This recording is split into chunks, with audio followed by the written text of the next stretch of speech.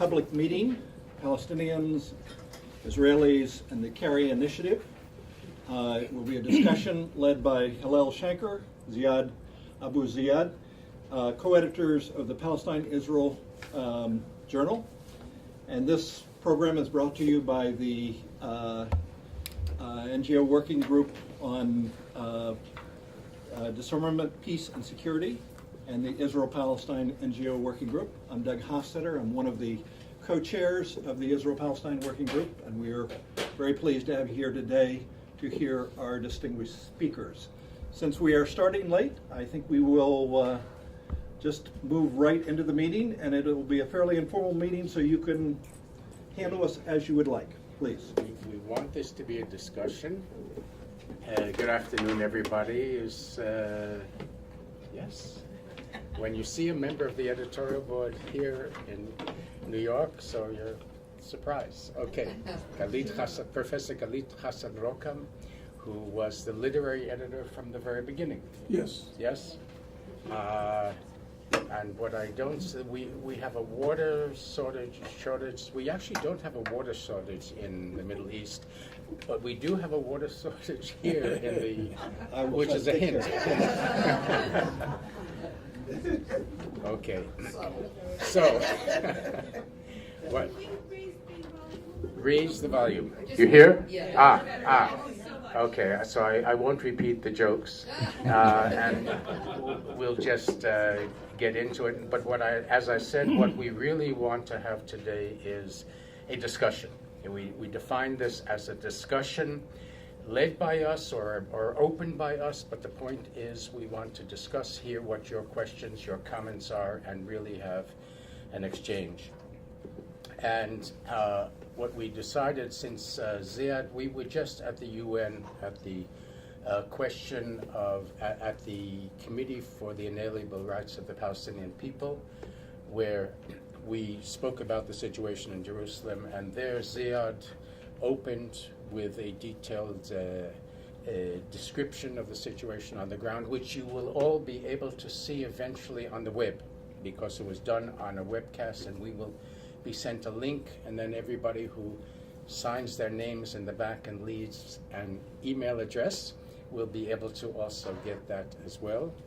So that is Thank you. Ziad opened there, so I will open here.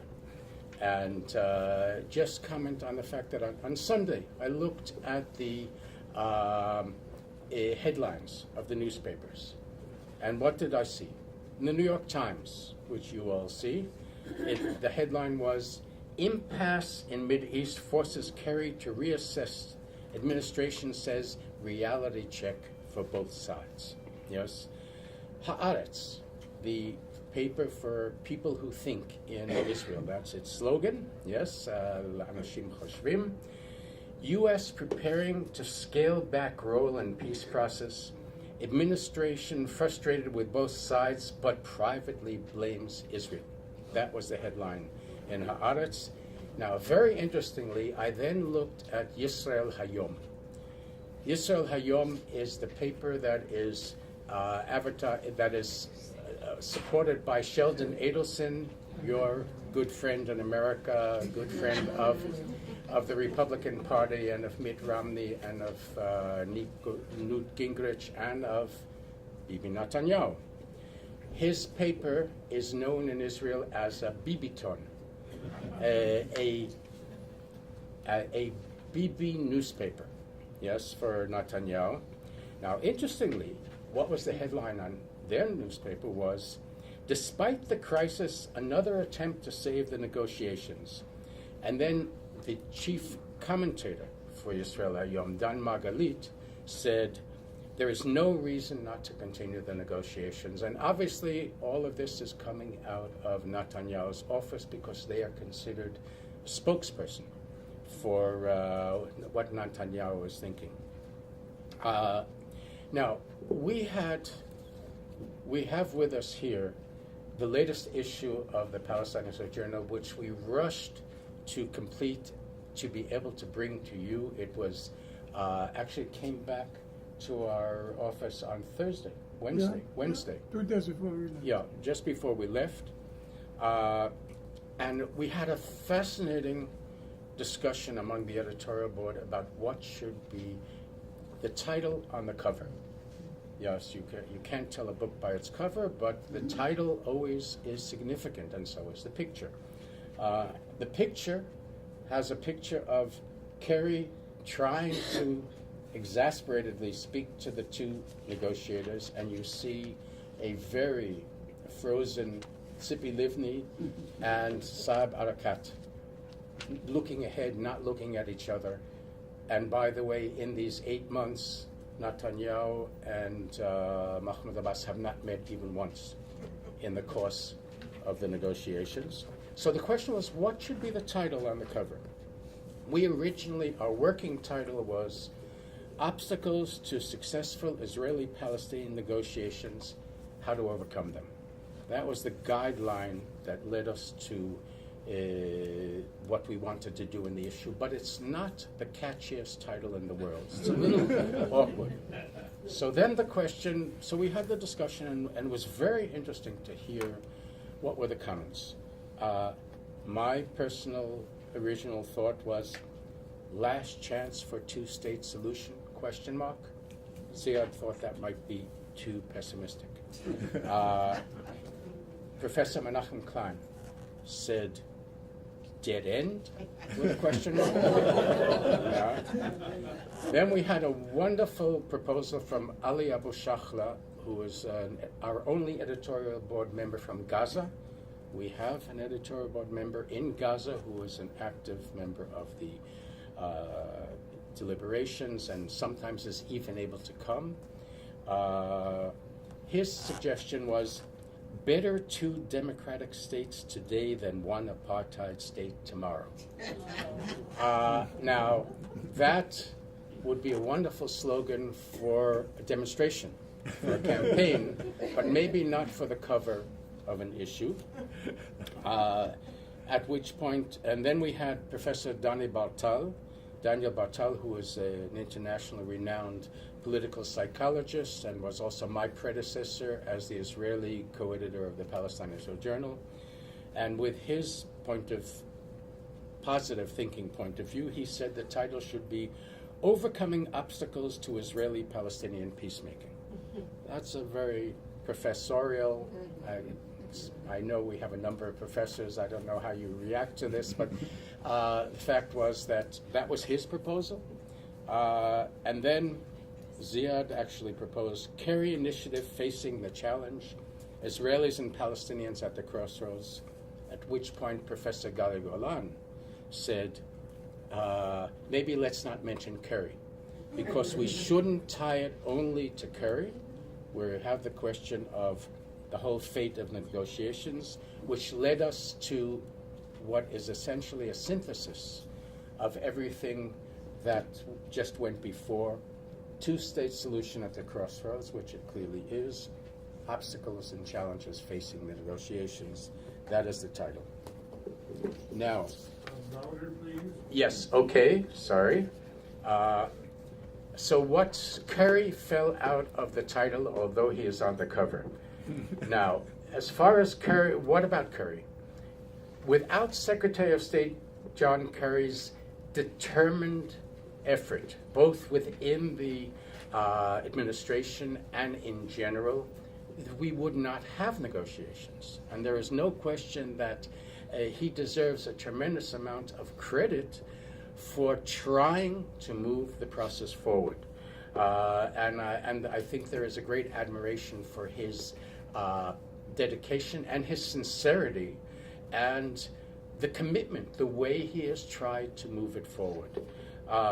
And it's not as if the Americans have not had significant impact in the past. If we think about Eisenhower in 1956-57, after the Suez-Sinai campaign, after Ben-Gurion declared the third Jewish Commonwealth, after Israel, within the course of that, conquered Sinai and Gaza, he got together with the Russian prime minister at the time, Bulganin, and said, you have to go back.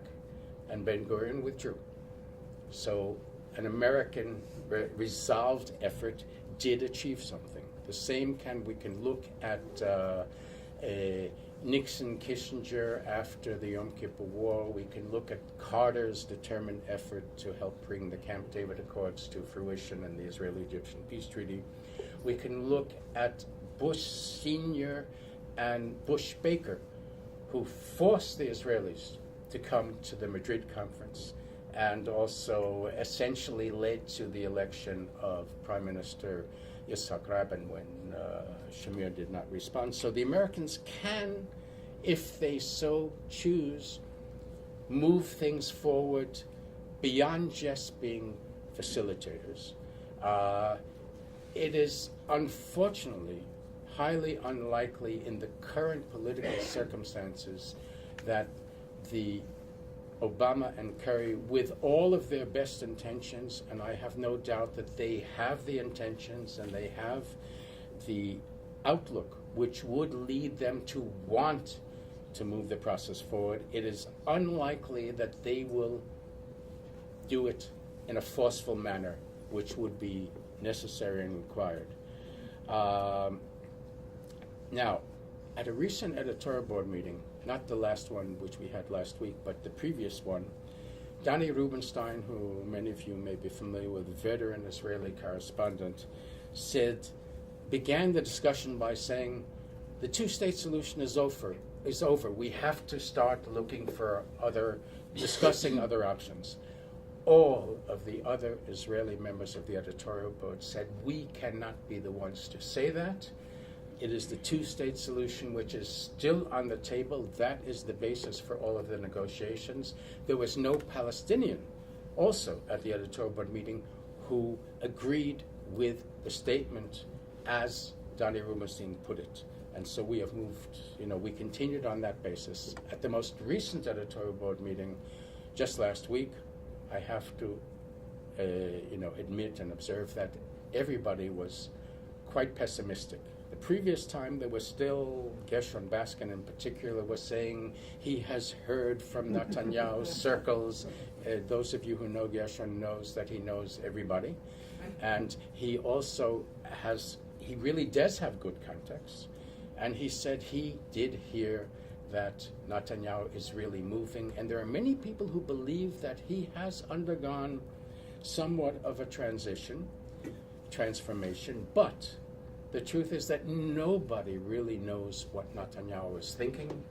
They don't know what he is thinking. They don't know where he stands. Perhaps the only person that Netanyahu actually really consults with is Sarah, his wife.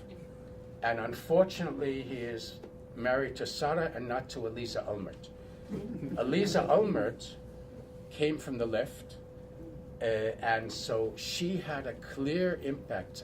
Admittedly, Ehud Olmert has said the interaction between her and him, and also all of his children, all of whom are on the left, clearly opened his point of view.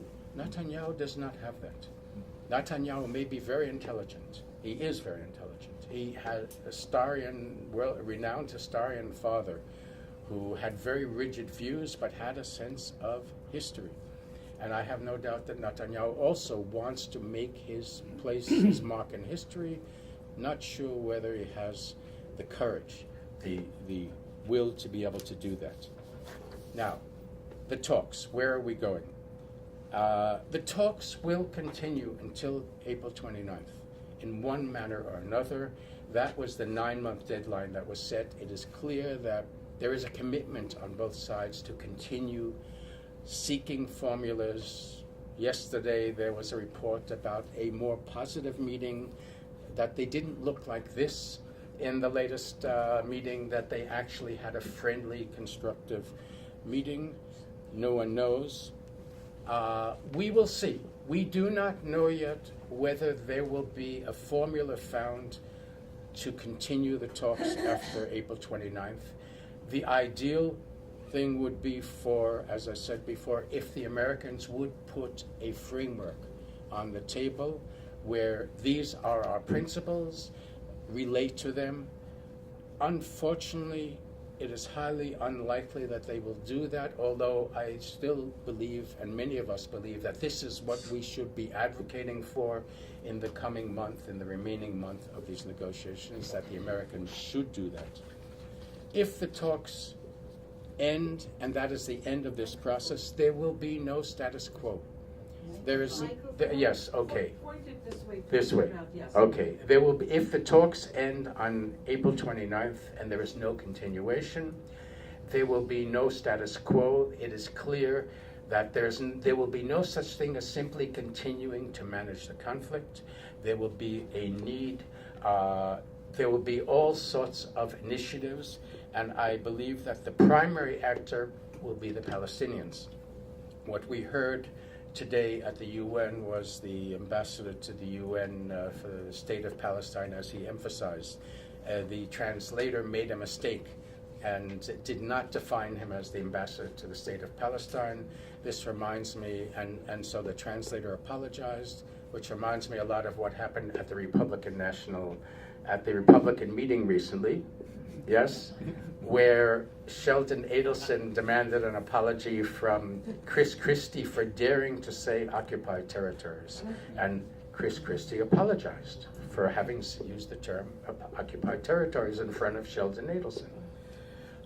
Now, the Palestinians will be going forward with all sorts of what has already been placed on the table to membership in many international conventions and treaties and organizations, with all of the potential implications. There will be undoubtedly an increase in attempts to affect the Israeli economy via selective boycott activities. And the fact is that the Israeli business community has been very upset by that and has been lobbying Netanyahu that he must move forward because the Israeli economy may be affected. In the Israeli peace camp, in the issue, you will see that Ron Pundak, Dr. Ron Pundak, who's a member of our editorial board and is the chair of the Israeli side of the Palestine-Israeli Peace NGO Forum, he is recommending, and we have adopted as a position, the idea of a new UN Security Council resolution to upgrade 242 and 338, which would set the international guidelines for the resolution of the conflict. You know that 242 and 338 do not mention a Palestinian state. And so this would mention Israel and a Palestinian state and the guidelines based on the 1967 borders. This is what would be recommended. The majority in the Israeli and Palestinian public opinion in public continue to support a two-state solution, but we do not see a leadership ready, capable, willing to act on that. Now, the truth is, therefore, we would need an alternative government. And for the first time, there may be a conceivable possibility of having an alternative Israeli government, given the fact that unlike we have a new leader in the Labour Party, Herzog, rather than Sheli Yachimovitz, who did not want to get into the diplomatic issues, the Israeli-Palestinian affairs. And because of internal reasons, the ultra-Orthodox are very angry with the current government. They're outside of it. And they actually are potential partners. Ziad, you remember the meeting with the Shas people that within the Geneva Initiative. And the fact is that they could be potential partners. In other words, Labour, Livni, Meretz, Yesh Atid, most of the members of Knesset in Lapid's party are on the left, even if he is sort of fudging it. And the Arab parties, yes? You could conceivably have an alternative government, so that is something that might be in the cards at some point, either even within this Knesset or next elections. It would be undoubtedly preferable if a right-wing leader like Netanyahu would be ready to move ahead and sign the agreement, because there will be a lot of opposition from the Israeli right, extreme right, the settlers, etc. And a right-winger is the most well-positioned to be able to react to such defeat, such opposition. So if we had Sharon, but we no longer have Sharon, and Olmert destroyed himself essentially with all of the wonderful political transformation he underwent. He never extracted himself from his high living proclivities, and so we actually have had 3 prime ministers whose ethics are problematic in a personal sense. That is Netanyahu, Olmert, and Barak, unfortunately. So we don't have them. And I would just like to conclude these opening remarks. I meet with, in the course of seeking support for the Palestine-Israel Journal, meet with many European representatives, and the Finnish embassy in Tel Aviv is one of the sponsors of this issue, together with Casa Arabe, from the Spanish consulate, and also I must say thank you to all of our individual supporters without whom we could not have published this issue. So the Finnish deputy ambassador said to me that the way things work in the Middle East, first you have a balagan. Yes, and it's probably one of the first words, balagan, mess, chaos, confusion. One of the first words that European ambassadors learn when they come to the Middle East is the word balagan.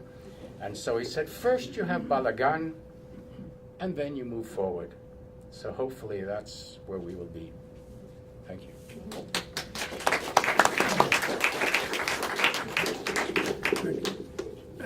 I don't want to keep carrying the microphone in my hand, so I will speak from there. And I will be sure that I'm talking to the microphone, not interrupting me, asking me to speak to the microphone. Thank you very much. Thank you.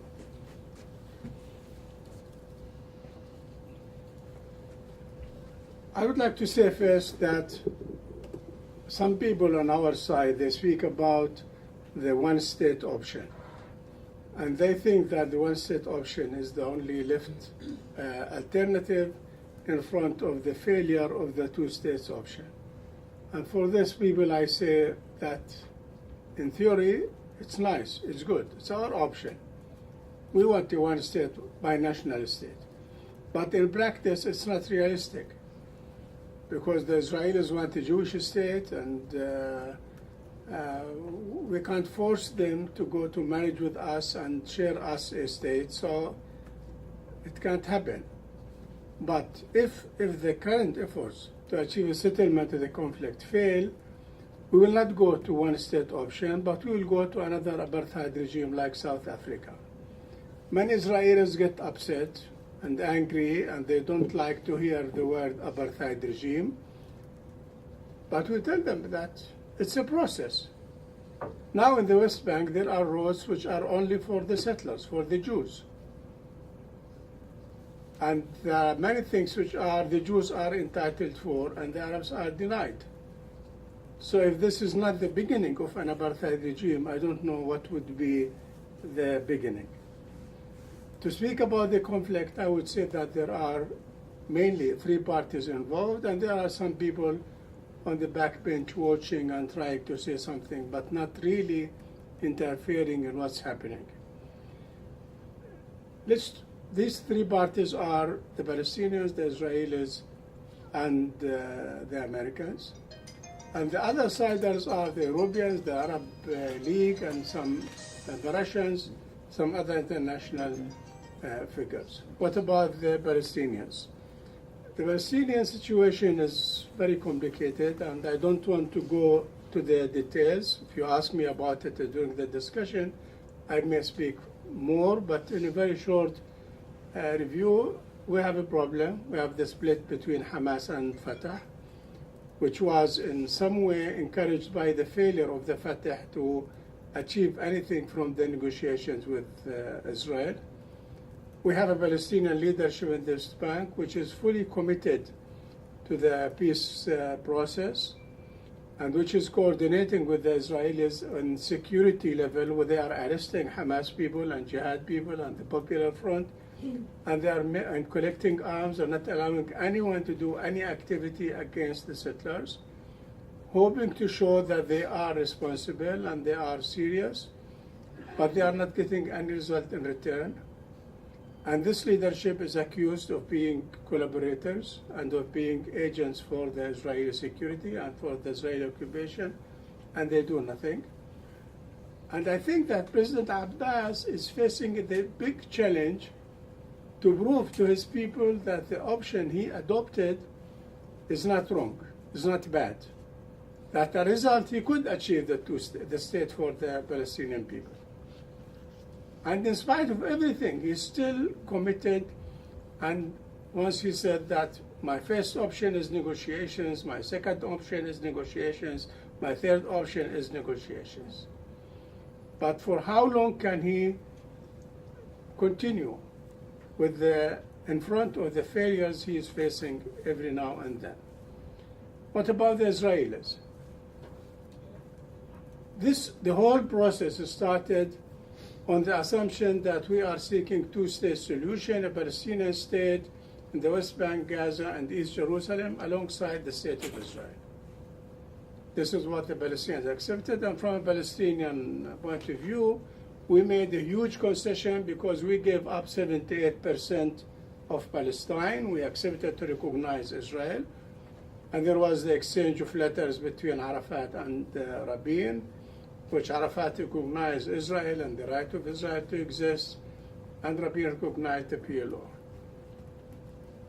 So from our point of view, we recognize Israel, and we gave the Israelis 78%, and we want a small mini state on 28%. 22. From the Israeli side, 22%. From the Israeli side, they want to share with us the 22, and to share the 22 without negotiations. They want to decide what they want and what they don't want. I was in the negotiations in Washington. I was later in Oslo. After Oslo, I was in Taba and Cairo, and we were negotiating with the Israelis. And we heard very often from the Israeli negotiators, this is what we want, take it or leave it. Because we were negotiating with army officers, with generals in the army, who are used to the language of giving orders. And they said, this is what we want. And this logic is still going on, even by the current government. The Israelis, they want settlements, they want land. It is true that they speak about the two-state solution. We hear Netanyahu. Many people say, well, Netanyahu made a historical change in Bar Ilan speech when he spoke about the two states. I'm sure, maybe Netanyahu wants two states. But the question is, where is the Palestinian state in this formula? Is it a small state in Jericho? Or the state which we opted for, which will be on the borders of 67 with East Jerusalem as its capital? It's not enough to say that we are for the two-states option. Because the two-states option, we should define where is the Palestinian state. In the current negotiations, the Palestinians, when Kerry started the 9 months, the Palestinians wanted to negotiate with the Israelis about where will be the borders of the Palestinian state. And they said, if we agree on the borders, then everything within these borders, beside our borders, we can make a timetable and we can speak about it and we can solve it. You want 2, 3 years, 4 years, 5 years, 10 years. The most important thing we want to know where are the borders of our state. We want to know where are our borders. The Israelis said, no, we want to talk about security arrangements. Our problem is not security arrangements. Our problem is the occupation. I want to see an end to the occupation of my land. I want to see myself living in a normal life. I don't want to see checkpoints and barriers and police stopping me everywhere on the West Bank. Show me your card, open your car, search my car, I don't want to see the situation. I want to feel secure. I want my children to live with peace. I want to know where's my state. No, security arrangements. And then Netanyahu invented the idea of the Jewish state. And he diverted the whole attention from negotiating about the occupied territories and the occupied land. He wanted to talk about the Jewish state and the state of the Jewish people. And many Israelis say, yes, it's a Jewish state. Who said that Israel is an Islamic state or Khomeini state or whatsoever? We know that Israel is a Jewish state. And Israel is a Jewish state according to the Partition Resolution 181. It spoke about Arab state and Jewish state. Nobody is arguing that Israel is not a Jewish state.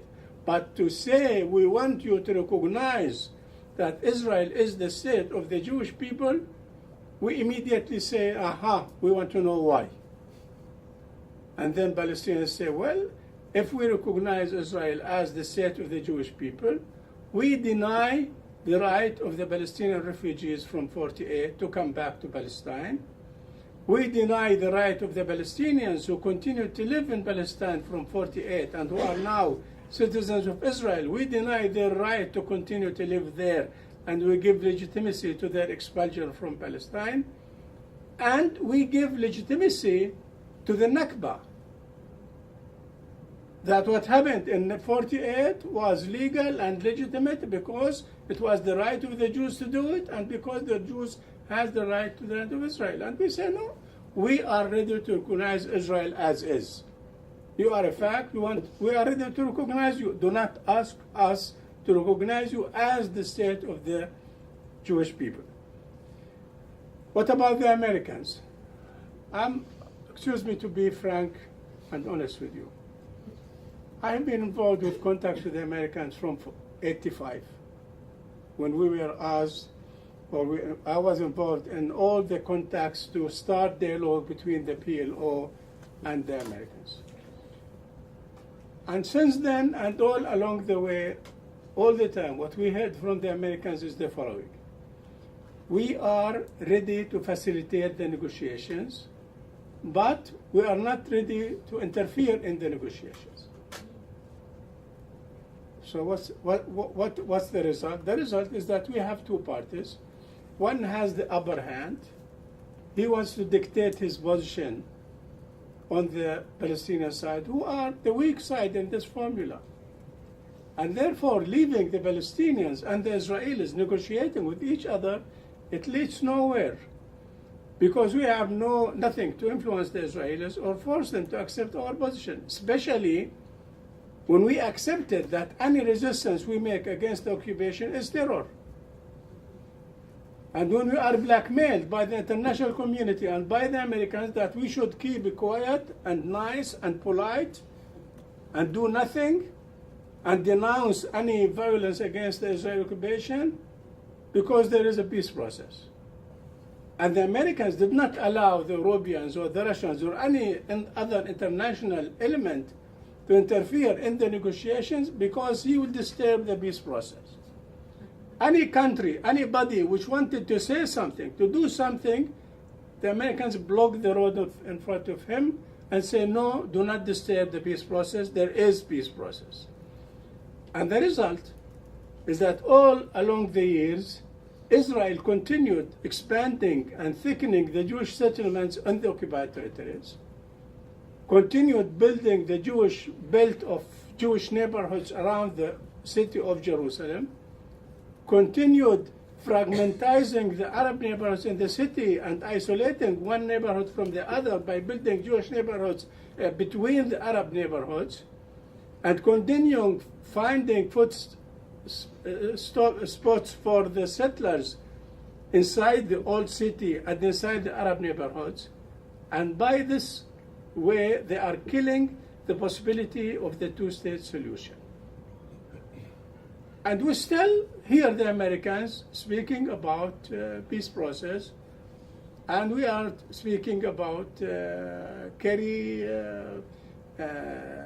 reference and Kerry principles to continue the negotiations. And Kerry did not learn anything from his previous mediators, the American mediators. On the contrary, Kerry, during the 9 months, he did nothing without consulting with Netanyahu. He did not offer the Palestinians or said to the Palestinians anything before consulting and asking Netanyahu what he thinks about it. And if there will be any document presented by Kerry these days, it will be much less than what was suggested by President Clinton in 2000. And this will have no chance to be accepted. Where are we going from here? I'm sorry to say that the United States, during the last 30 years or more, they are an obstacle to achieving peace in the Middle East because they are giving umbrella to Israel, and they are allowing Israel to do whatever it wants, and they are not allowing the international community to interfere and to do anything. And we are at a point that within 2 or 3 years, I believe that there will be no chance for the two states. I know that the two states option is the most realistic and practical things which could be accepted by the Palestinians and the Israelis and the international community.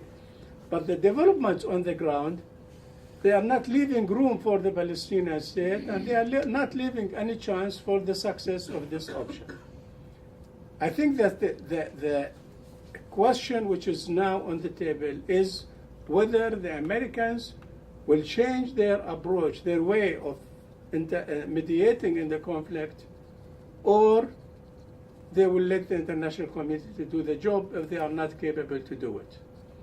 We know the internal restraints and restrictions within the American field. We know the pressure on the administration. We know that they are not free to do what they want. Possibly they want, but they can't. But in spite of all that, we ask the American administration, either you change this approach and you interfere aggressively and force the Israelis to accept a compromise, a fair compromise to the conflict, or you should leave the international community to come and do the job. And the international community can do it through treating Israel as they were treating South Africa. With sanctions, with boycott, with pressure, political pressure, and forcing Israel to come back to its logic. And this would be the only way to save Israel from Israel. Thank you.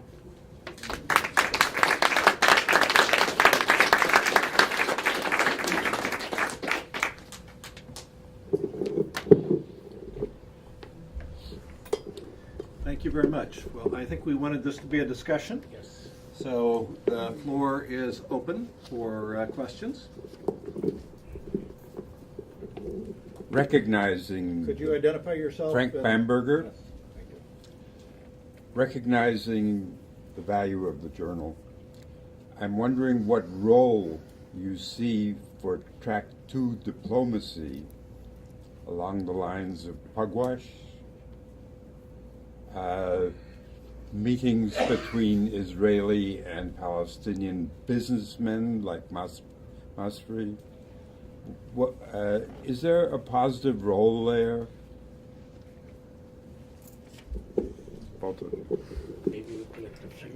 Okay, we'll take a few questions. Okay, over here. Tatiana Dwyer from United Methodist Women. And my question is, you mentioned about international community and to replace U.S. in facilitating the peace negotiations. And we all agree with everything what was said about that U.S. is not really doing, like fair job. So, but whom would you put on the list to replace? European Union or United Nations or maybe one country? What about Russia? Or just a question. Thank you. One more. So my name is Abdul Hamid Sayan. I am a professor at Rutgers University. Last year, I shared the podium with Professor Hillel, and we were talking, and I started my remarks by there are winners and losers, and Israel feels that it won the battle and nothing going to change unless there are three conditions to change and to have peace. Either the U.S., as you rightfully said, they will really force Israel, or there will be major changes inside the Israeli society. There will be new class of diplomats and political elites. They will force their government to make concessions, or the Palestinian will change, and this notion of negotiations and negotiation forever will change, and they will also get involved and go into what is called peaceful resistance until the whole world will come to their rescue. If there is no changes in one of those three triangles, then no peace will be in the Arab-Israeli conflict. So my question, is there a chance that one of these triangles will, which is the most plausible change? The Palestinian will go into a third intifada, the new class in Israel, or the U.S. will force a change in the Middle East. My last thing is I just want to say there are two resolutions. In fact, we don't need to change 242. There is two resolutions, 1397 and 1515. 1515, 2003, exactly talks about the two-state solution. 1397, 2002, it talks about the vision of two-state solution, but it was cleared in 1515. Just a clarification. Thank you. Thank you. Who would like to speak first? Okay. Now about track 2, we are trying in track 2 to develop ideas, to develop suggestions, to develop proposals, but we need somebody to listen to these ideas and these positions and these proposals. We think also track 2 should try to influence the public opinion, because the public opinion is very important, especially in Israel as a democratic country which has elections and has power for the people. It's very important to do that. Now about the meetings between the businessmen in Israel and the Palestinian businessmen led by Munib al-Masri, these people care about their business, and they think that stability will serve them, so they want stability. They don't mind much about the details of the peace or the solution, whatever, but they want stability to guarantee their business. About the international community, actually, if the United States say that we are unable to interfere, and they allow the Security Council to function without pressuring the members of the Security Council and the members of the United Nations, and this may make a change. But it should be a combined effort. First of all, the Palestinian people want their leadership to stop pressuring them and preventing them from any activity against the occupation. I spoke about the security coordination. I spoke about the pressure which the leadership is imposing on the people to show the international community that they are responsible and they are capable to carry the responsibility. But they should stop doing that. In the failure of the negotiations and there is no solution, the ground is boiling in the Palestinian occupied territories. Now, I don't say third intifada. I don't know what will happen. You can call it anything, but there will be a wide public burst out of explosion against the occupation, especially when our people are subjected on daily level. They are subjected to attacks by the settlers. They are uprooting trees, they are attacking people, they are collecting the harvest of the Palestinian groves and the Palestinian fields. They are turning our life a hell. And they attack us under the protection of the border police and the army. Imagine that when at the time of the olive, when Palestinian farmers go to collect their olive fruits, they work all the day, the whole family, and at the end of the day, before they take the harvest and go back home, the settlers come, shoot in the air, take what they have collected and go away. And nobody asked them why you are doing that. So this friction, it will come to a point where people will not be able to tolerate more than they do. There is now a movement in the world to boycott Israel. Now they are talking in Europe about boycotting the production of their settlements. In the absence of a political solution to the conflict, peaceful solution to the conflict, there should be a boycott of Israel. At this stage, we are talking about boycotting the settlements, but if this continues, there must be real pressure on Israel to make the Israelis realize and understand that they cannot keep us slaves for all our life, and they cannot continue taking our land and thinking that someday will come and we will leave the land and immigrate out. We will not leave. We are living there. We are stuck there. We will not leave there. Unfortunately, with this current Israeli leadership, they're doing nothing. They're delivering nothing. We have a saying in Arabic. We say, بنقول ثور بيقولوا أحلبوه. We say a bull, they say milk it. We have been trying to milk this bull for many, many years, but no milk is coming out. And we're fed up with this situation. But you mentioned the peaceful resistance. It's something, many things should happen at the same time in order to put an end to this situation after so long time of occupation. And maybe we are now the only people on this planet that we are living under occupation, denied of our basic human rights. Yes. Well, first of all, as Ziad said, Track 2 initiatives are very important. In a sense, the Palestine-Israel Journal, every issue that we do, every meeting of our editorial board, joint Israelis and Palestinians, every round table is a Track 2 encounter. And we have many initiatives. We have the Palestine-Israeli Peace NGO Forum where people meet and work together. There's the Geneva Initiative, which was the outcome of a Track 2 process, obviously. These are very important, but as Ziad said, when the chips are down, the Track 2 creates the basis and perhaps the familiarity of people with each other if they reach the point of being decision makers. But in the final analysis, it's the decision makers who have to make the decisions.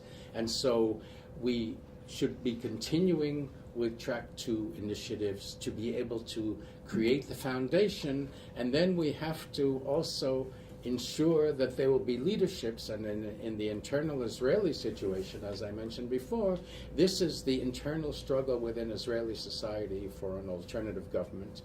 The Palestinian society has its own issues of how to deal with the divisions within Palestinian society, which are not only between Fatah and Hamas, but also within Fatah. So you have issues that have to be dealt with internally, but yes, Track 2 is very important. The international community. Somebody mentioned Russia. Now, are there any Russians? Yes, you did. Okay, are there any Russians in the room? No. I meet periodically with the political attaché of the Russian embassy in Tel Aviv. And those of you who know history may know that there was someone named Aaron Cohen who was once put in jail for doing that. We are living in a different period, so it is possible to meet with the Russian political attaché. And I say to him also, isn't it in your interest to become more involved? Why don't we hear? Nobody in Israel knows the name of the Russian ambassador to Israel. Everybody knows the name of Dan Shapiro, yes, because he is out there. For, the Americans have a public persona. They are involved. Ziad described all of the frustrations, but they are at least out there trying. Even the political attaché said to me, our ambassador came here as a vacation. He has a villa. That's why I hope there are no Russians here. He has a villa at Herzliya Pituach next to the Mediterranean Sea with a swimming pool, Unfortunately, I don't think we can expect much from the Russians. On the contrary, we have a situation where they feel they have somebody in our government, Lieberman, our foreign minister, and they're all afraid of him, if you can imagine that. They're afraid of getting on his bad side, and so I wouldn't expect anything from the Russians. From the Europeans, however, that's something else.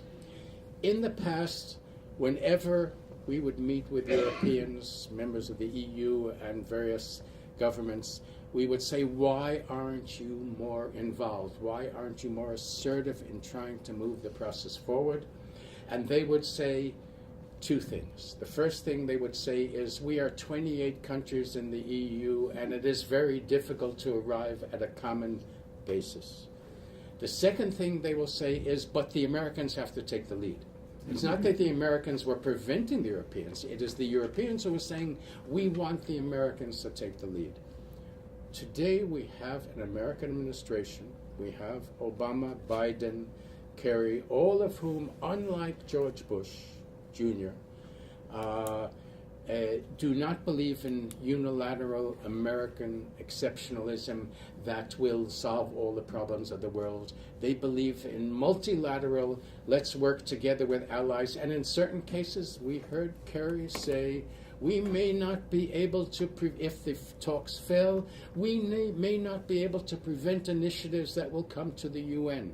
Which is saying, essentially, the Americans are saying, maybe we will not be the ones to come forward with the initiative, but we will welcome and we will not object to.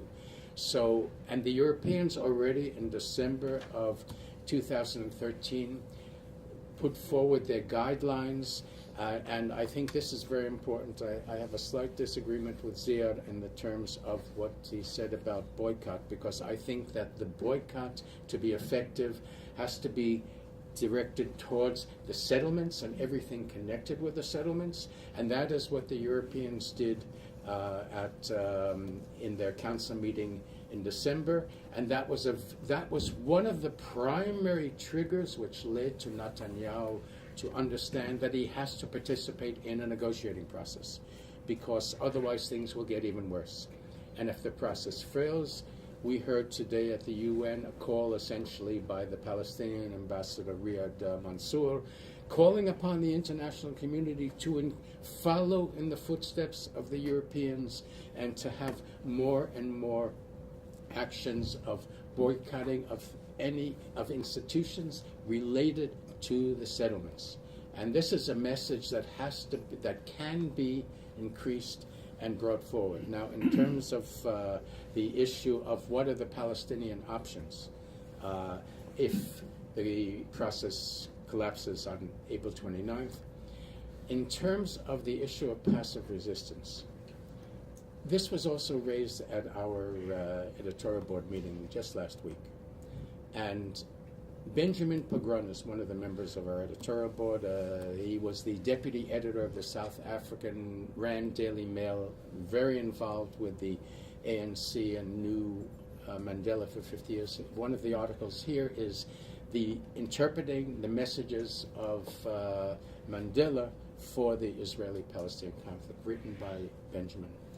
And one of the things he commented about in terms of the possibility of a serious wave of passive resistance, he says, from the South African perspective, it requires a tremendous amount of discipline and organization to organize and maintain passive resistance that does not become violent. And he raised the question, does the Palestinian society today really, and the leadership, have that degree of discipline and organizational capacity? And there's a question about that, because one thing that is clear is that violence did not really, it puts the Palestine issue on the table, but it did not liberate the West Bank and Gaza. Yeah. So from that point of view, yes, options, I think the primary options will be the international community moving forward in terms of the Palestinians joining all of these international bodies and then acting in accordance with that, and the European bodies, the European institutions and countries following in the footsteps of the EU guidelines. There may also be some form of civil society resistance. It may also not only be against the Israelis, though. There has not really been a Palestinian Arab Spring, and that's because both Fatah and Hamas have been trying to keep tight control over the fact that maybe also civil society will turn against them as well.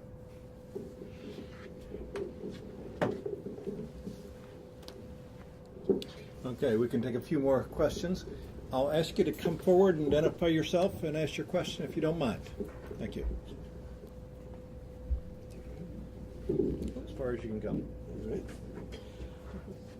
All right. My name is Ron Skolnick.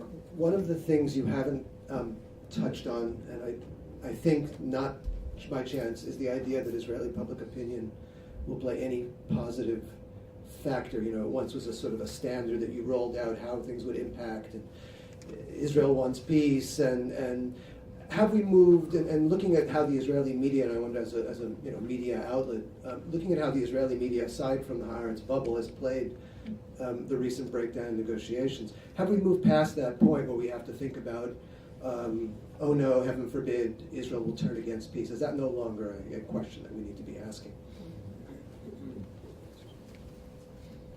Yes.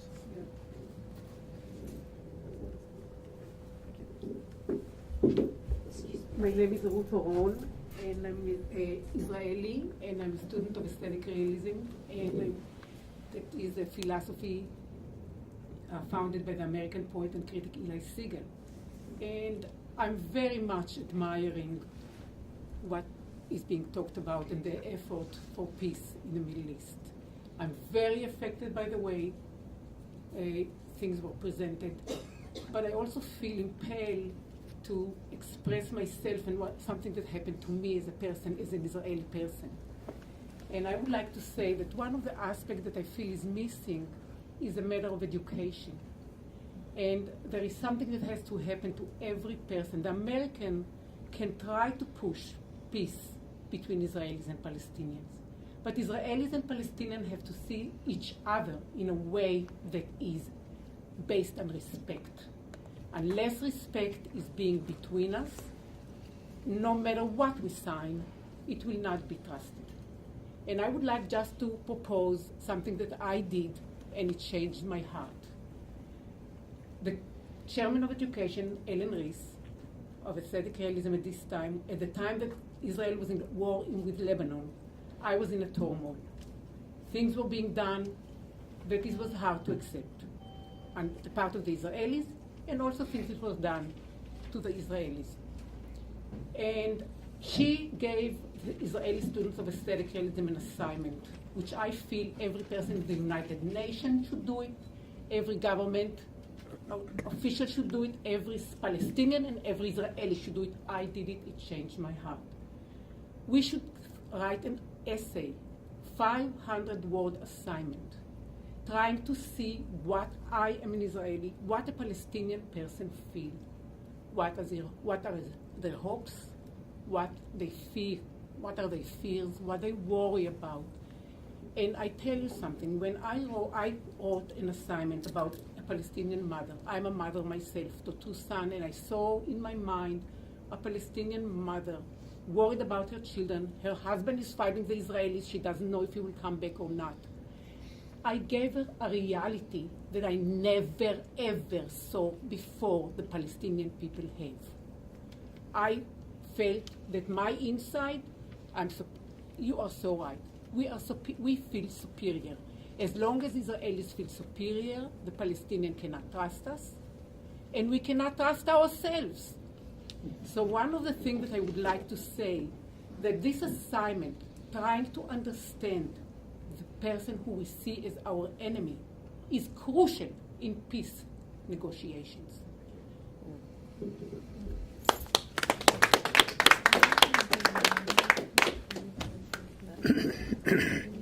Thank you. I'm Galit Chazan Rokem. I'm from the editorial board of Palestine-Israel Journal and share much of what my friends here said. Agreeing with the former speaker that education is very important, And actually, the track 2 activities, part of their function in the societies, in both societies, is to create that educational synergy, is to distribute educational mass of peace initiative. The Palestine-Israel Journal actually has a essay competition of young people on issues of peace, and it's one of its important educational activities. But I want to ask a question, which I feel is, I don't know if it's the elephant in the room or what it is, but it is the question that was, I think, emerged from what you said, and it's a political question. What can influence the American administration? What can happen to influence? Can anything happen? This administration. Yeah, that's why I'm asking it here. I wouldn't ask it anywhere else, but I hope there are enough Americans here to try to answer it. What can be done so that the good intentions, the good ideas will be put into political action? Thank you. I think there was one last question, then we'll move to another round. My name is Irwin Wall. I'm a professor of history and visiting scholar at New York University, and my question has to do, one, with what we call things. Instead of saying, are we going one state or two states, why don't we recognize we have one state already, and that a large body of opinion in Israel is satisfied and wants to keep that one state the way it is? That is, with partial autonomy for Palestinians and a small portion of the West Bank that they have, and in Gaza. And my second question is, don't we phrase the issue wrongly when we keep saying, do the Israelis have a partner for peace? It seems to me the question is, do the Palestinians have a partner? And there we have two parties in the Israeli government, dominant parties, Likud and the Habayit Yehudi, who are not interested in peace and say so. And I don't believe, Hillel Cohen, that we don't know where Bibi is. I think Bibi does not want a two-state solution. I think it's his big fear. And so why don't we recognize, and that raises the question of what Lapid and especially Tzipi Livni are doing in that government, and what they think they can accomplish in it. Because when push comes to shove, we are where we are because Israel has talked about nothing. Thank you. I think we better move to these questions, Okay. and then Yes, we'll. yes. Okay. I'll try to deal with them all. If I miss one, please call me out on it. Question of Israeli public opinion. Does it matter what is there a danger that it will no longer support peace and the media? The assumption is, and all of the polls indicate, that the majority of the Israelis would like to see peace. They would like to see a two-state solution of one form or another. They would like to see an end of the conflict. They also do not believe that it's going to happen in the foreseeable future. The same with the Palestinians.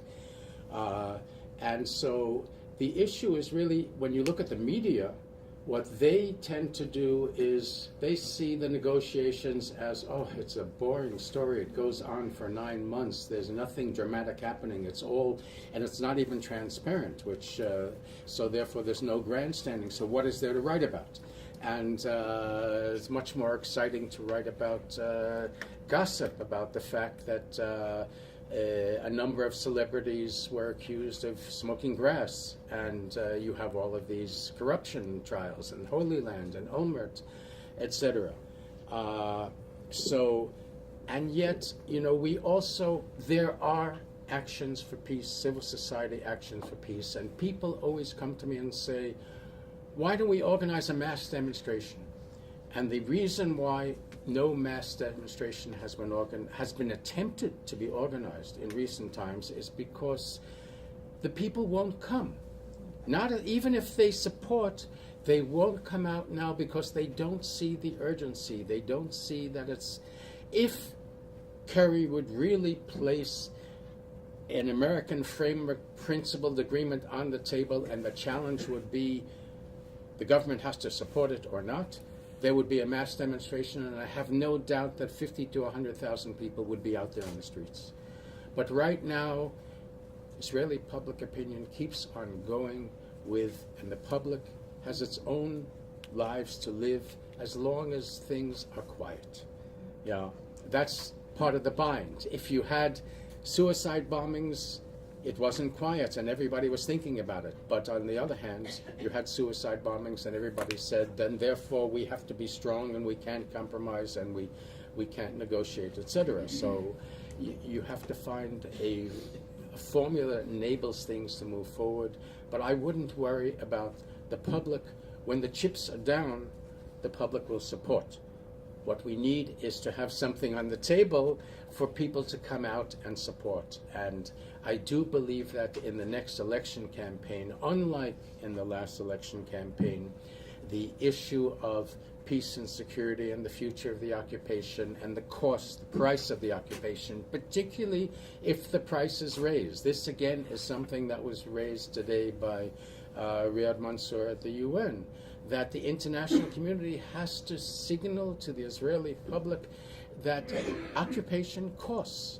Meanwhile, nobody is feeling that the occupation, they don't visit the settlements, they don't care about them, but they also don't feel it's affecting their personal lives.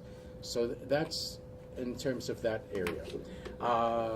Ruth, in terms of education. Education obviously is a key factor. As you probably know, I also participated in a poetry workshop with Eli Siegel, and another one of my primary mentors is Martin Buber. Martin Buber, the philosopher, and his philosophy of I and thou. And so therefore, the exercise that you described of the idea of Israelis putting themselves in the shoes of Palestinians and Palestinians putting themselves in the shoes of Israelis is a wonderful exercise. And as Galit mentioned, we have had and we hope to once again have soon an essay contest for young Israelis and Palestinians. And we had wonderful essays. If you remember in the issue that we did, we even had a problem defining what is young, who should be in the contest. At first we said 15 to 26, and then we said it's not fair. 15-year-olds and 26-year-olds don't write at the same level. We said 17 or 18, I don't remember. The two winners were 19 years old, and they wrote wonderful essays, and so did many of the others. So yes, education is key, and I would add one other thing to education, that I have always believed that every Israeli student, I would add probably also every Palestinian student, but speaking as an Israeli, every Israeli student should learn 3 languages. They should, and required, not just voluntary. They should be learning Hebrew, the national language.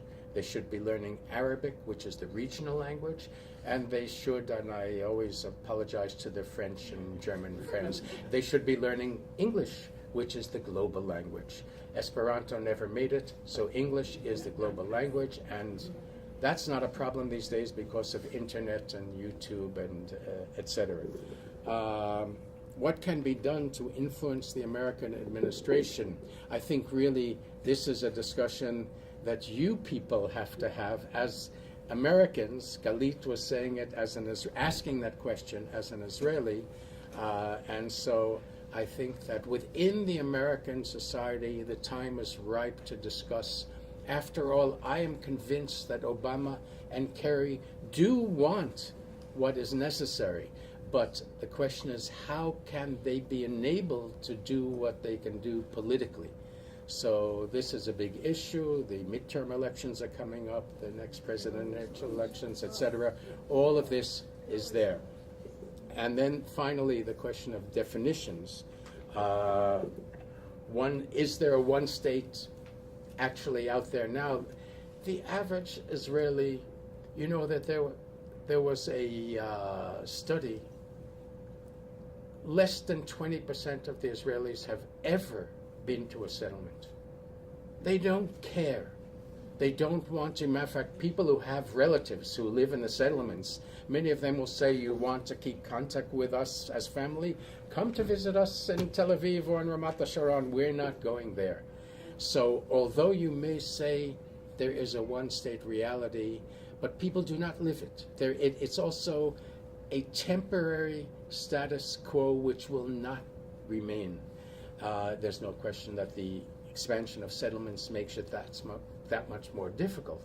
But what I always would say in terms of the question of two states, as long as the international community, the UN, the PLO, and the Israeli government are all saying two states is what is the name of the game, then two states is the formula that we are all working with. Thank you. About the Israeli media, you know what? Now, Hillel mentioned in his first presentation about Israel Hayom. Israel Hayom is a newspaper which is circulated free, without price. You don't buy it, you just take it for free. And it's representing the policy of Netanyahu. And it's becoming the most widespread newspaper in Israel. And Ma'ariv and Yediot, which used to be the empires, now they are falling apart, they are collapsing. Ma'ariv is facing a very severe economical problem, and they were almost closing, and the workers went on strike. The same with the Tahronot. So the majority of the Israelis now they read the Israel Hayom, and they are always fed with the ideas and the information and the analysis which fit with the policy of Netanyahu government and Netanyahu as a person. In general, and Hillel said that 20% of the Israelis do not visit the settlements. I would say that 70 to 80% of the Israelis don't care about what's happening in the West Bank. You know, the Labour Party, Haim Ramon was the first one who said, we are here and they are there, and we don't want to see them, we don't want to know anything about them. So the majority of the Israelis, they don't know anything about what's happening in the occupied territories. And they are taking a passive position. They go to London, to Paris, to Europe, to everywhere, but they don't come to the West Bank, and they don't know, and they don't want to know what's happening in the occupied territories. In front of this 70-80% of the Israelis who don't care and don't know and don't want to know, there is another 20 or 30% of the Israelis who are very active, and they're trying to create facts on the ground and trying to achieve the dream of the greater land of Israel, Eretz Israel. And here this combines with your question about the one state. For many Israelis on the right wing, they say it is one state. They say that the best thing for us is the status quo. We will keep the status quo, we'll keep the situation as is. We are building in the settlements, we are living in the settlements, we are pressuring people inside Israel to force them to come and live in the settlements because they have economical incentives and they have better life and less taxes, and so we are achieving our dream of the full land of Israel, the greater land of Israel. So for them, this status quo is the one-state solution. The majority are absent.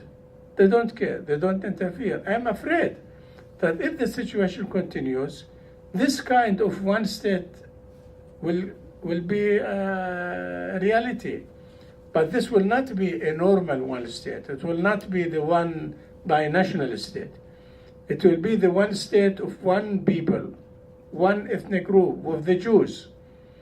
And the Arabs who live in this one state, who will be between the River Jordan and the Mediterranean, they are now almost equal number with the Jews, and in 10 years there will be much more than the Jews. They will be denied of all their political and national rights and human rights. So this is the process which I called earlier as they are on the road to an apartheid regime, as was in South Africa. About the education, when you speak to the right-wing Israel, the first thing they say, the Palestinian education, the Palestinians are educating for hatred. We in the Palestine-Israel Journal, we devoted one issue for education, and we invited professors from both sides, academics, to investigate and examine the curriculum on the Palestinian side and the curriculum and the education on the Israeli side, and the outcome was astonishing. We discovered that the education in Israel is much worse than the education on the Palestinian side. The education on the Palestinian side, the textbooks are nothing compared with the education on the Israeli side. And recently, Professor Orit Beled, she published a book devoted to the education on Israel, and she shows in her book how much the education in Israel is discriminating against the Palestinians, against the Arab, and how they are always representing the Arabs in a very negative image. And they are poisoning the minds of the Israeli young generation by stereotyping the Arabs in a way which serve the policy of the right wing.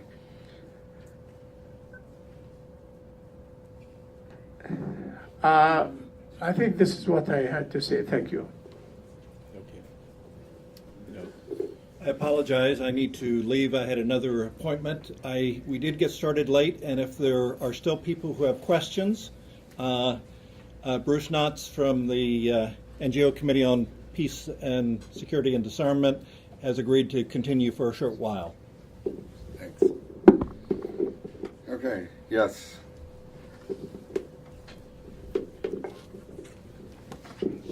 Thank you, Bruce. My name is Sally Dunn, and I'm the NGO representative for the Loretto community. And I'd like to go back to the discussion about the Obama and Kerry strategy, if we can call it that. Maybe this is a bit of a naive question, but generally I understand that a president isn't going to want to go into negotiations or go into a summit unless he's pretty assured there's going to be a positive outcome, or it will be a political setback for him. So what I don't understand is, do you think that Obama and Kerry didn't see how strong they were going to have to be in order to bring some closure and a positive outcome to the negotiations, or did they go into them somewhat naively? What do you think? Thank you. Yes.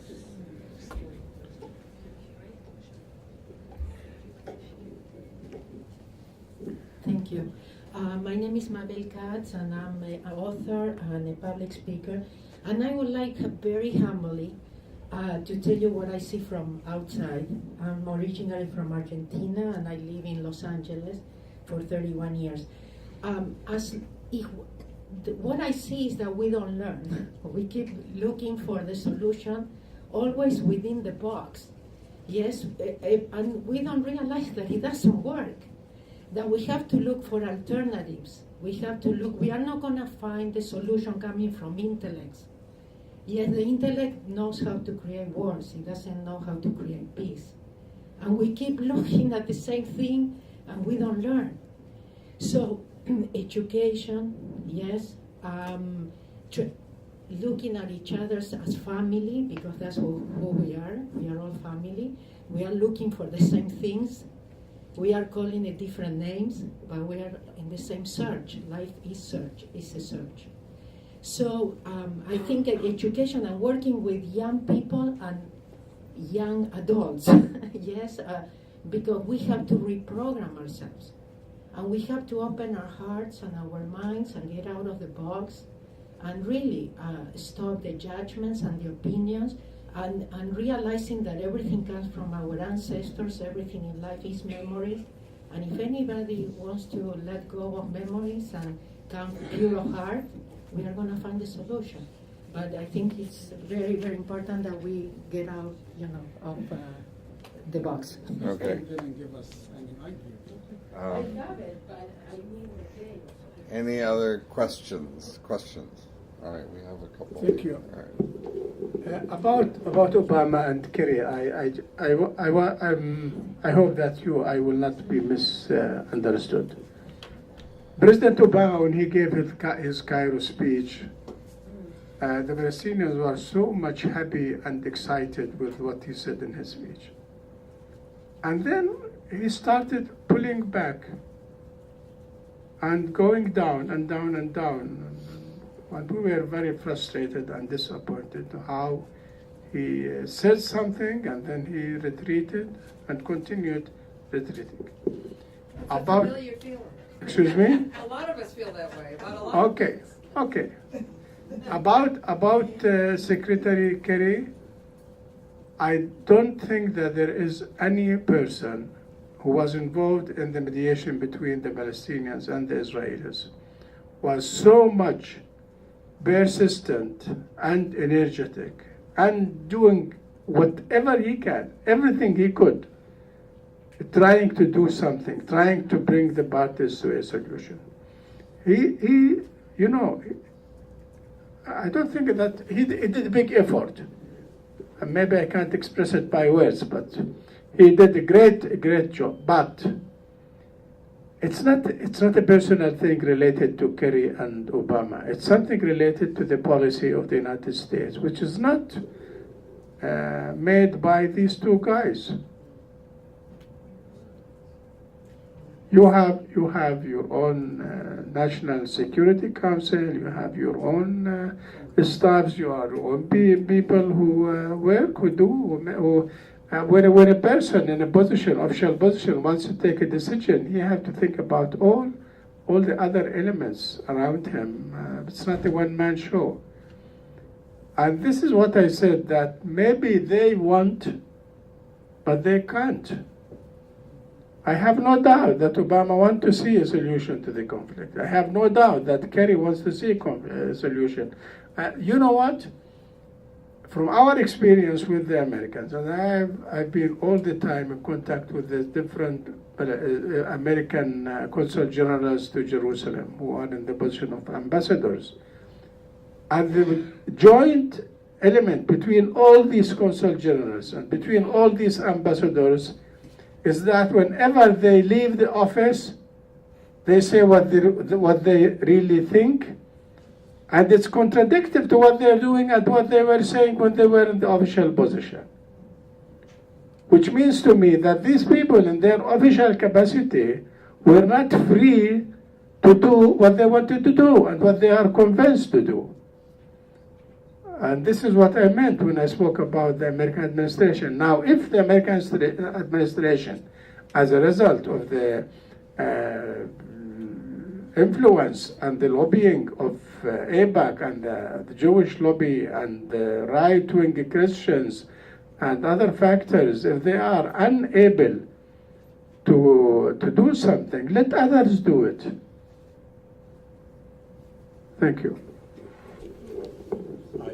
Another before, there are a few more before Well, I wanted to maybe elaborate a bit on what the Argentinian was saying, and I'm thinking, we recognize the tremendous pain that Israelis and Palestinians have suffered, and it probably is the worst that there is to suffer. And yet, just today on NPR, Rwanda today is commemorating the genocide that happened 20 years ago. And they asked this one woman who had family members who were killed, and they said, there are people walking around today who participated in that genocide. How do you feel about that? And she said, in order to have peace in our country, we just have to put this in the past. We just have to put this behind us. And South Africa has gone through these things. I've been in Sierra Leone when they had Truth and Reconciliation Commissions. And as bad as it is there any way for Israelis and Palestinians to put the pain behind them and find a way towards peace for all? Also, yes. I think to Mabel, yes, I think we have to think outside of the box. We can't always stay with the same formulas and formulations, and yet it's very difficult for Israelis and Palestinians to leave memory behind. We all carry our baggages. The Israelis carry 2,000 years of persecution culminating in the Holocaust. Not by the Palestinians. No, not by the Palestinians, definitely. But they still carry this baggage of victimhood. The Palestinians also have the Nakba and then everything that has happened since then, the occupation, victimhood. We both have senses, each mirror images of victimhood caused by different, although we are one of the primary causes of the Palestinian sense of victimhood. The Palestinians also have contributed to the Israeli sense of victimhood with the suicide bombings, etc. So we have that. The primary problem is we cannot just simply set it aside. It will be there, but what we have to do is look towards the future. We can create a new joint future, carrying with us the memories. At the same time, we can hopefully eventually have a truth and reconciliation process which would help us as a catharsis moving forward beyond. But that can't come now. It can only come when there is an agreement. So then we get back to the issue of were Obama and Kerry naive? Did they know what they were doing? I'd like to remind you that when Obama came to Israel last March, of course there was a lot of criticism originally that he didn't come. Like all of the other American presidents immediately felt obligated to come to Israel after they were elected. He didn't. He went to Cairo. He went to Ankara, and so there was a lot of criticism. He finally came to Israel, and he chose not to speak to the Knesset. He chose to speak to the Israeli students. In other words, and he also had a message. The message was, I'm not going to speak directly only to the Israeli government. I'm going to speak to the students who are the future of society, and I will make a statement, which he said, within probably the primary statement that he made in that presentation was, know that leaders do not make decisions unless the people force them to do it. In other words, calling upon civil society, Israeli, Palestinian, international civil society, to make the leaders, to enable the leaders to then make the decisions. Kerry, I agree with what Ziad said, that Kerry has shown an extraordinary amount of dedication, determination, and stick-to-itivity, whatever the term is, in terms of moving the process forward. Perhaps he underestimated the difficulties, but these are the realities that you have to deal with. The question is it at all possible for the Americans to take a step further and not just be facilitators, but place their principles on the table now? It still may be possible, as I said at the beginning, though probably unlikely. Yet, without the Americans, I don't see anything really happening. But perhaps other factors, if this American initiative fails, can take a lead. Yes. Kerry has officially blamed Israel for the. He actually officially blamed. I publicly. Okay.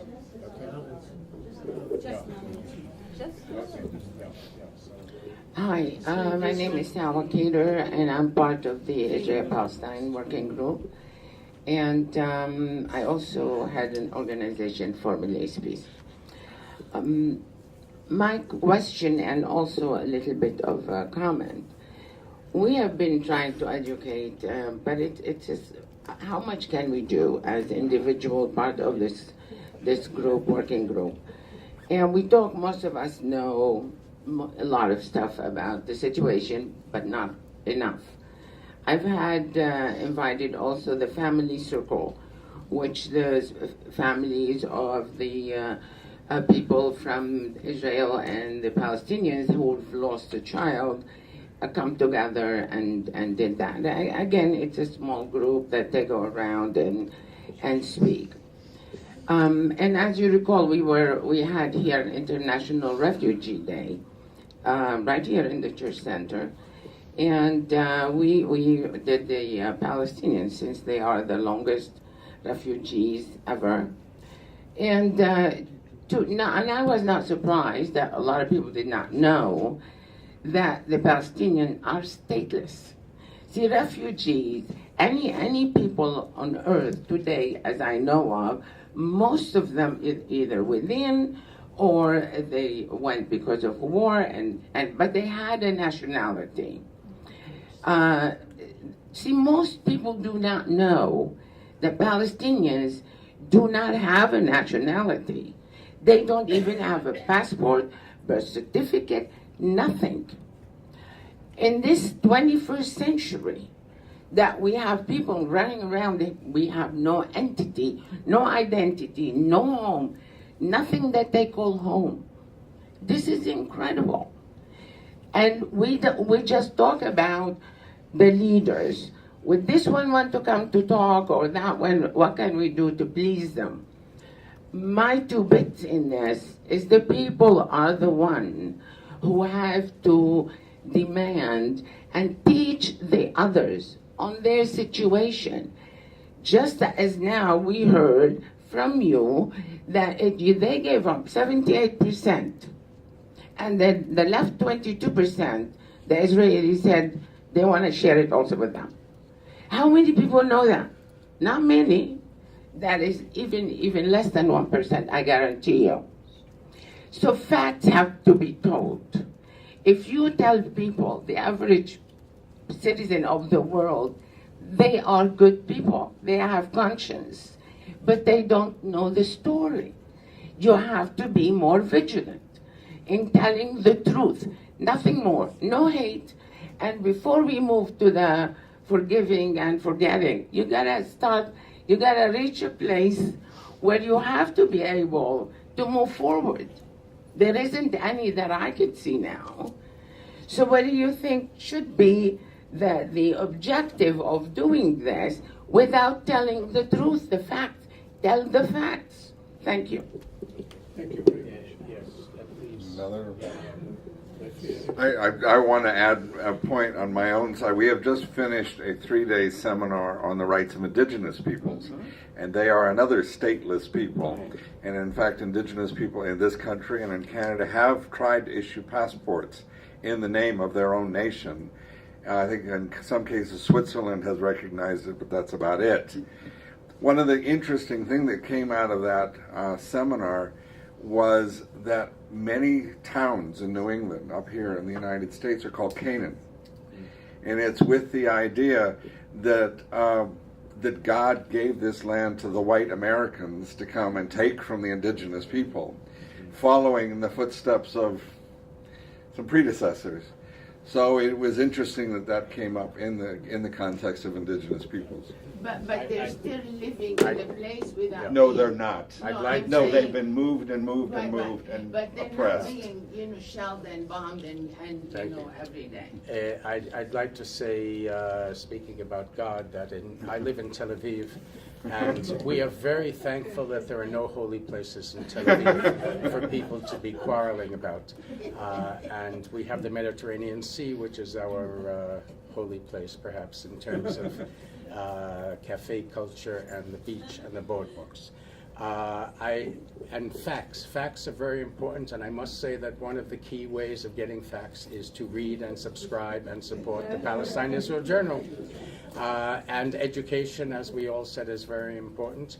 And yet, the fact is the situation is extremely urgent. We do not have time for generations of education, although we must do the education. We must inform people about the situation, but we must also act with a sense of urgency about resolving the conflict, ending the occupation, achieving a two-state solution while it is still possible. And Ziad and I would like to thank all of you for coming here, and we greatly appreciate the opportunity to have this discussion. Yes, okay. I'd like to say something quickly. Very quickly? Yes, Okay. because you said we don't have time for education. I think we have time for education right this minute.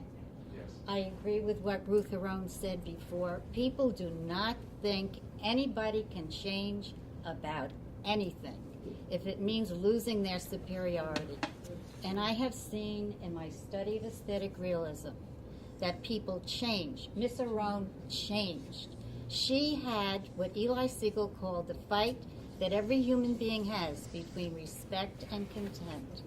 She had her contempt criticized, including by herself, and came to see the Palestinian people as real. She wasn't 5 years old. She wasn't 19 years old. She was a mother of grown children. She learned very quickly. I think aesthetic realism has the answer to the Mideast crisis in education that can begin right now. And anybody who doesn't think it's possible to change, I ask you to do what Ms. Aron said. Write a 500-word soliloquy about what an enemy of yours, as you see it, really feels from the inside, and see what happens to you. I think that should be the subject of a seminar and a workshop. Great. Thank you very much. Thank you, everybody. Thank you, everybody, for coming. Great discussion. Thanks to our panel. One more round of applause for our panelists, please.